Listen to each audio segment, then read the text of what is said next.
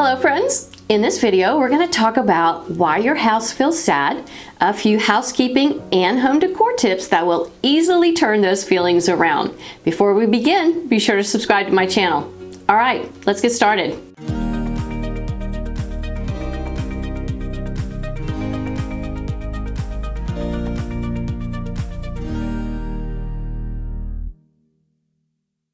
Number one, you need to organize.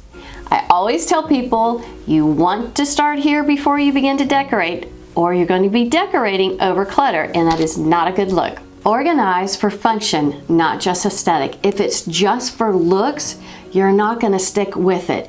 If when you come through the front door and right at that front door is a bowl to pop your keys right in there, that's going to be perfect. But if you have to go 4 more steps because you've created a hook on the wall, you might not do that. You want to keep things easy, and that's how you create a habit.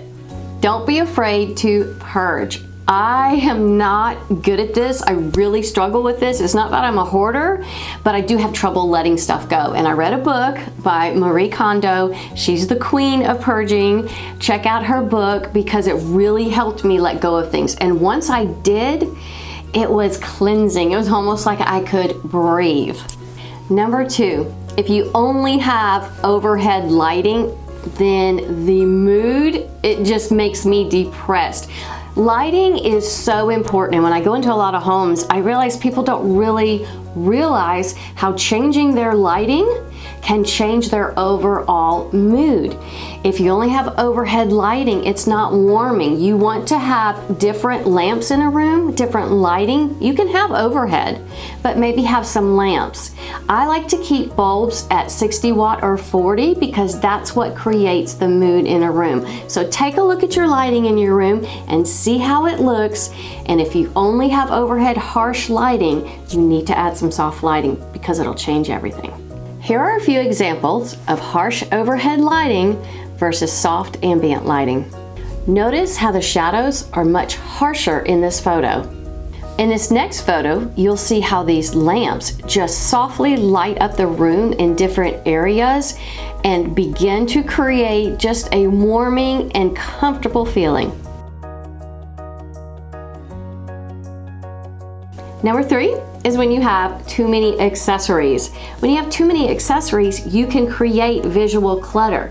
Visual clutter can actually affect our mental health. Feel how you feel versus when your room's clean versus when it's dirty. Even if you have accessories that are stunning and beautiful, having too many of them can overwhelm the mind. Scale down and remember the rule of 3. So what do I mean by that? For me, I like to do the rule of 3. If I have a console, I'm going to put a lamp on it. That's 1.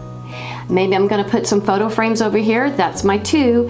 And in the middle, I might put some greenery. That's my 3. That's my decorating in 3s. Following that rule, while it's not 100% a set rule, but following that rule helps you keep organized and keeping that visual clutter at bay. Number 4, your wall decor and furniture are not to proper scale. I find most people are afraid to go big on a wall. And what I see a lot of times is a lot of little pictures, and then you have all this blank space around the entire wall.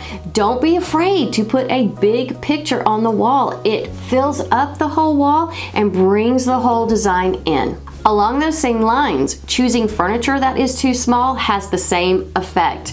I've seen this often where someone gets a big TV, usually the husband has to have that big TV, and the console that they choose to go under it is either way too short, so that TV looks like it's floating, or it's too narrow. You need to choose a big, large console, and then that whole design comes together perfectly. Number 5. Dead plants. Is there anything sadder than a dead plant clinging to life? Well cared for plants promote mental health. Now, is it okay to have faux plants because you're not very good at growing real plants? Yes, it is. But if you have faux plants in your house and they're not cared for, meaning they're full of dust, they're going to look just as sad as a dead plant. I have a tip because I do have faux plants in my house, but I have a wonderful tip that I'll teach you how to keep those faux plants clean.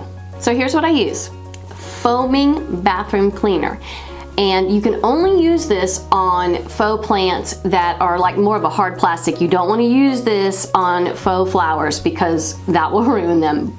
But what you want to do is you spray this foaming cleaner on it, let it sit for a minute because it's eating that dust. Then you rinse it off, put your plant on a towel to dry, and that is it. It's clean, new, and beautiful. These are just a few ways that you can have peace and happiness in your home. I hope these tips helped. Well, you know what's coming out next. Yep, holiday videos. So if you haven't subscribed, make sure you do that and hit that bell because it'll tell you when those videos are coming out. Everybody, have a wonderful day.